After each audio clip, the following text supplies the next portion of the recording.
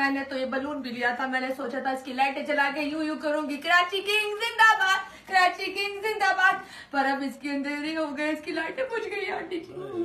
कोई बात नहीं, अगली दफा जीत जाएगा। 3 साल से यही कह रहा है सलमान, वो है मारेगा, वो यही कह रहा है 3 साल से, अगली बार से कितनी बार लेगा वो लाहौर वाले की तरह। लाहौर वाले ने कहा मैं हार हार के थक गया हूँ, अब सलमान भी कहना शुरू करेगा मैं हार हार के थक गया हूँ। तो वो कौन सी टीम ले जो जीत जाए, मुझे बता दे आंटी, हम बड़े दुख में है कराची वाले। वैसे मैंने सुना कराची सबका बाप है। मैं सोच रही हूँ कि हम दोनों चले जाएं क्रिकेट में, हम ज्यादा अच्छा खेल लेंगे क्रिकेट। वैसे आप लोगों को मशवरा है कराची वालों और सलमान भाई आपके लिए स्पेशल ये हम दोनों की तरफ से मशवरा है कि आप टीम में कुछ अच्छे लड़कों को लें, क्योंकि ये लड़के सिर्फ आपका खर्चा कराते हैं और